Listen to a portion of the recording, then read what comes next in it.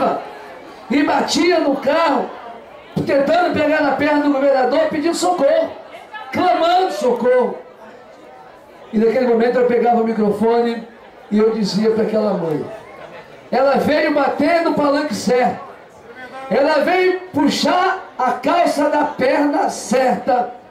porque foi esse governador chamado Casagrande que assumiu um compromisso com a população do Espírito Santo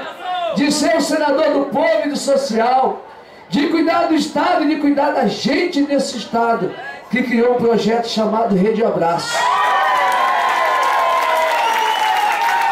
Um projeto chamado Rede Abraço, Zé Carlos Paulinho, que já atendeu mais de 7 mil famílias. Um projeto chamado Rede Abraço, minha presidente Néia do PV,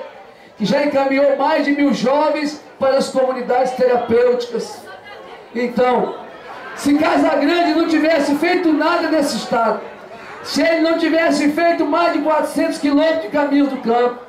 se ele não tivesse reformado mais de 270 escolas, se ele não tivesse feito mais de 3.000 moradias nesse estado,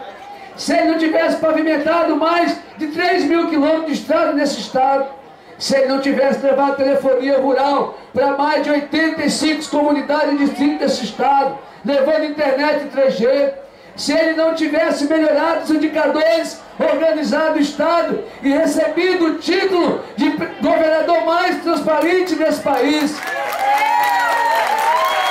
se ele não tivesse contratado 6.000 policiais, tivesse comprado mais de 2.000 viaturas e investido no funcionalismo público, mesmo se ele não tivesse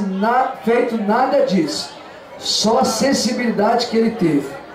para criar um projeto como CNH Social e Rede Abraço já valeria a nossa luta em favor de Casagrande por Deus. Então, governador Casagrande, nós estamos juntos nessa luta.